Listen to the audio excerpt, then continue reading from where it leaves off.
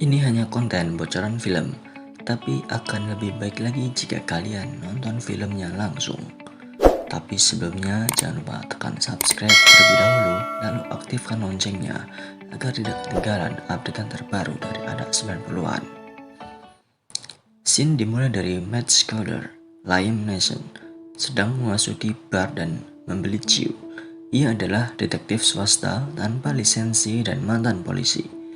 Terjadi kejadian rusuh di bar tersebut, membuat Scudder harus mengeluarkan aksinya dan menumpas dua orang bandit yang rese. Satu bandit ia lumpuhkan di bar tersebut, satu laginya ia kejar sampai ke jalan dan ia juga lumpuhkan. 8 tahun kemudian, seorang pecandu narkoba bernama Peter Cristo mendekati Scudder. Sekarang sudah pensiun, dan memintanya untuk membantu saudaranya Kenny Cristo. Kenny adalah seorang pengedar narkoba yang istrinya diculik dan dibunuh. Kenny memberitahu Scudder bahwa setelah dia mengirimkan uang tebusan, para penculik mengarahkannya ke sebuah mobil yang berisi tubuh istrinya yang dipotong-potong. Scudder akhirnya setuju untuk menemukan para penculiknya. Di perpustakaan, Scudder meneliti pembunuhan serupa yang menemukan korban bernama Mary Gotenskin dan Leila Anderson.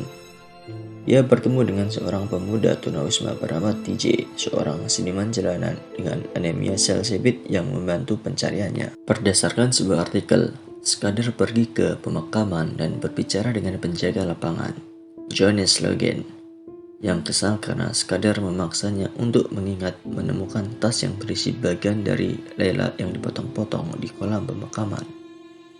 Scudder berbicara dengan tunangan Leila, Ruben, yang mengaku telah menyaksikan dua pria menyeretnya ke dalam sebuah van yang dikemudikan oleh orang ketiga. Di luar jendela, Scudder melihat Logan keluar dari gedung apartemen. Di gudang peralatan milik Logan di atap gedung, Scudder menemukan foto Ruben dan Leila sedang berhubungan seks.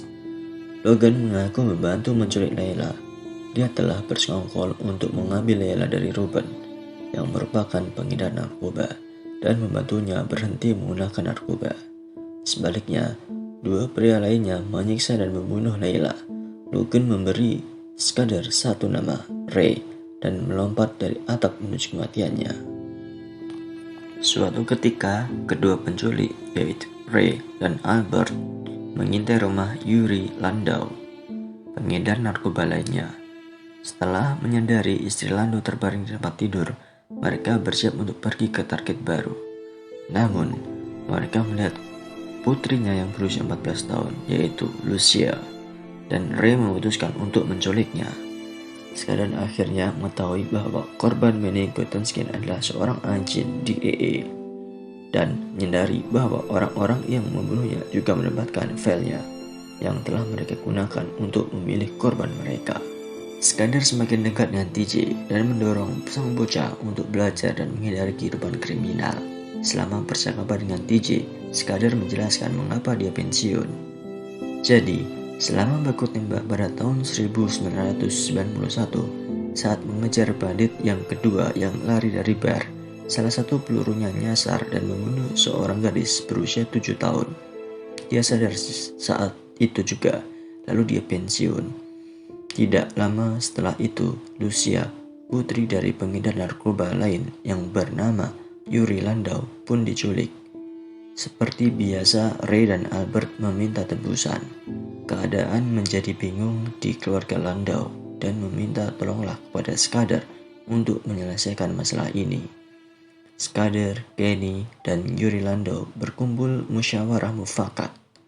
Yuri Landau yang anaknya diculik panik benar, tapi Scudder berusaha menenangkannya. Di sini, pengalaman Scudder sebagai mantan polisi tampil. Dia meminta nego dengan penculik tersebut untuk memastikan penculik tidak melakukan tindakan mutilasinya. Pertemuan barter antara uang tebusan dan Lucia pun dimulai. Scudder meminta pertemuan di tempat pemakaman yang Ray dan Albert kenal, di mana tempat tersebut menjadi tempat buangan mayat yang sebelumnya mereka lakukan. Saat proses barter, ternyata Scudder melihat tangan dari Lucia sudah cacat. Ray dan Albert ternyata sudah mulai sedikit memutilasinya.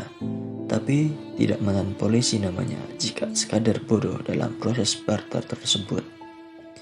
Cerdasnya proses barter tersebut oleh Skadar disiasati, uangnya tidak semuanya asli, melainkan uang palsu. Dan proses tembak-menembak dimulai.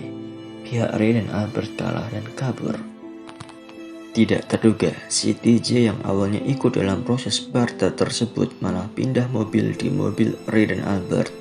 Di luar pikiran Ray yang terkena tembak sudah tidak berdaya lagi. Di sini Albert langsung menghabisi Ray.